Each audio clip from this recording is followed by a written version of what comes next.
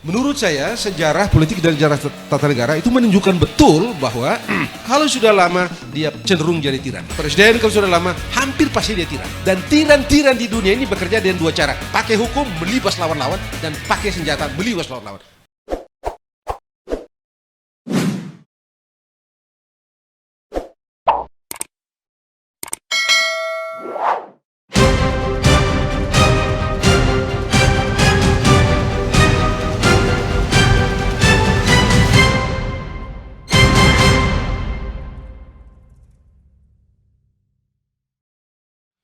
Saya ingin mulai dengan kenapa pasal 7 itu muncul, 7A itu muncul. Gitu ya. Saya yakin Refli tahu, semua kita tahu ya, dan saya kira Mbak Husnul juga tahu gitu ya. Ya kan urusannya kalau Anda baca bisa didekatkan di risalah perdebatan di BP MPR pada waktu itu, Anda menemukan dua hal. Bung Karno, praktek Bung Karno itu yang kita semua tahu ya, Bung Karno di tahun 63 ditetapkan sebagai presiden seumur hidup. Dan kondisi sosial politik, ekonomi dan macam-macam tahu semua kita. Pak Harto, oke, 5 tahun, nanti 32 tahun. Itu boleh, bukan boleh, tapi memang itulah vokal poin di balik pasal 7 itu. Kenapa dibatasi menjadi cuma 2 periode berturut-turut? Bahkan isu 2 periode berturut-turut itu menjadi core utama di waktu perubahan pada 99 itu. Mula-mula kan cuma itu sebenarnya yang mau jadi fokus. Bahwa berkembang kemudian jadi yang kita dapati sekarang itu soal itu dinamikanya. Tapi mula-mula cuma itu. Tidak ada yang lain pada waktu itu. Tidak ada lain. Dua doang kok, batasi aja. Cukup. Karena itu kan Bung Refli tahu kan, TAP MPR keluar dulu kan baru dimasukin ke Undang-Undang Dasar itu. Karena memang itu jadi masalah besar pada waktu itu. Dan ya masalah besarnya itu masalah di masa Bung Karno jadi presiden umur hidup, walaupun saya tahu Pak, kalau tidak salah ayahnya Hayono Isman itu, Pak Isman pada waktu itu dikhawatir jangan sampai PKI berhasil mengkadalin Bung Karno lalu supaya PKI tidak muncul menjadi presiden, tidak menempatkan orang menjadi presiden, maka Pak Said, bukan Sudiman, ayahnya kalau nggak salah itu yang memunculkan gagasan itu sehingga lahirlah ketetapan MPR menetapkan Bung Karno itu menjadi presiden seumur hidup. Tetapi apapun itu, fakta yang kita temukan adalah berantakan keadaan sosial, ekonomi, politik macam-macam pada waktu itu gitu. Nasakom muncul dan seterusnya dan seterusnya. Lalu Pak Harto, dan kita tahu semua soal-soal itu gitu ya. Itu sekali lagi menjadi core original intent di balik pasal 7 itu. Nah karena itu jujur saja saya terus terang, saya tidak mengerti kenapa orang berpikir tentang 3 periode. Sungguh-sungguh saya nggak mengerti. Kenapa harus ada 3 periode?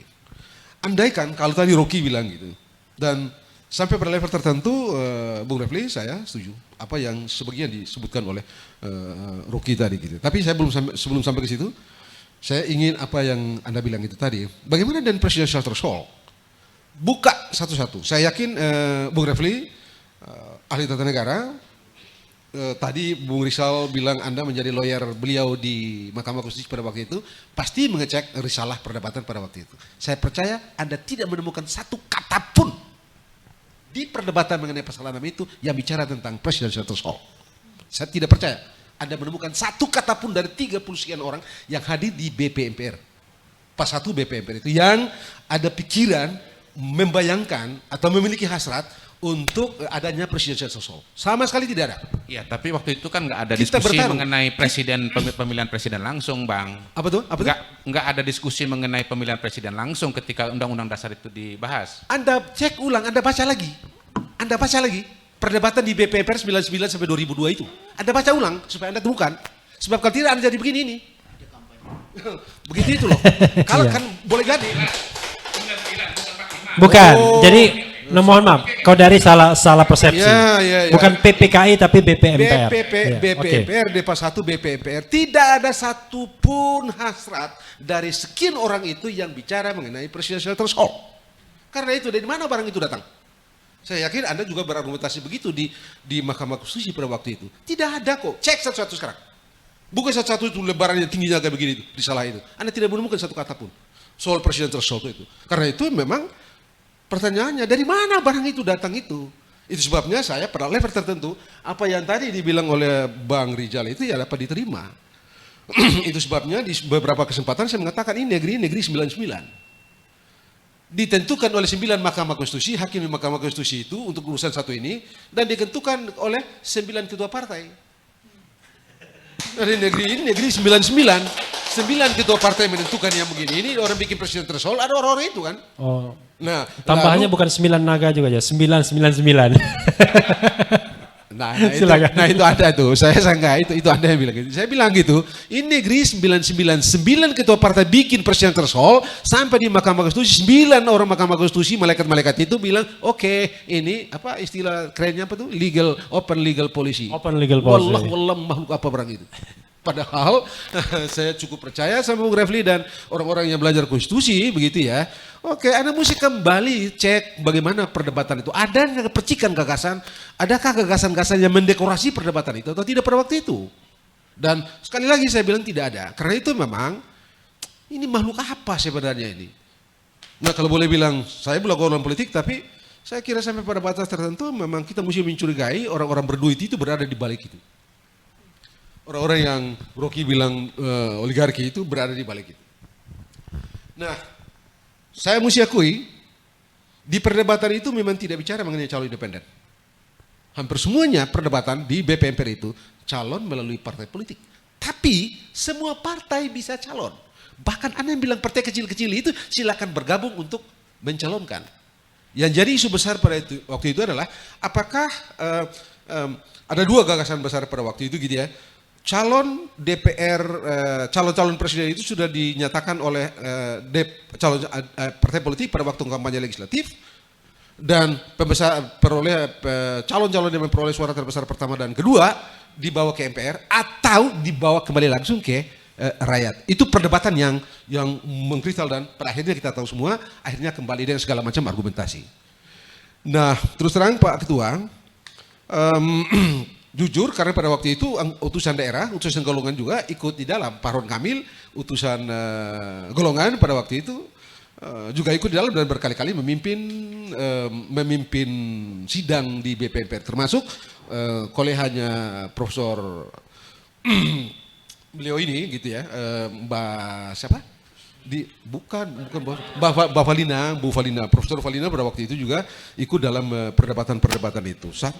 Ya anggota MPR dia utusan golongan kalau tidak salah pada waktu itu dan memang saya mesti mengatakan secara jujur di kesempatan ini bahwa kalau kita tracking betul secara dalam perdebatan pada saat itu kita tidak menemukan gagasan tentang calon independen. Semua calon dikristalkan diusung oleh partai politik, tapi partai politiknya tidak ada sama sekali bicara mengenai presidential threshold.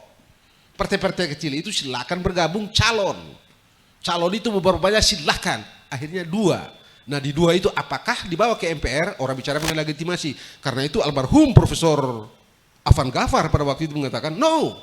Kalau tahu dipilih oleh MPR Anda tidak boleh persoalkan mengenai legitimasi. Mengapa? Karena soal legitimasi soal kesepakatan.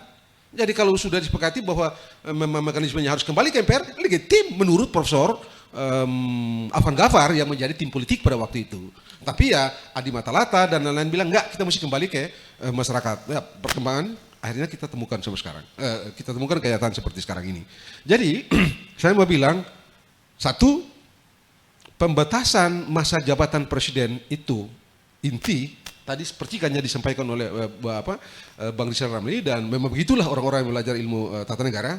Membatasi, mencegah agar jangan jadi bajingan. Presiden tidak menjadi penindas. Karena begitu orang menjadi, itu sebabnya Bung Refli pasti belajar dan saya tahu dia belajar gitu. Ini gagasan kenapa misalnya Amerika itu 4 tahun, orang takut jangan sampai jadi penindas. Ada usulan pada waktu 7 tahun, ada yang 6 tahun, ada yang 5 tahun, ada yang 3 tahun, lalu dipilih 4 tahun. Mengapa? Penindas. Kalau lama itu jadi penindas. Itulah akhirnya ya kita memilih 5 tahun. Nah, menurut saya sejarah politik dan sejarah tata negara itu menunjukkan betul bahwa kalau sudah lama dia cenderung jadi tiran.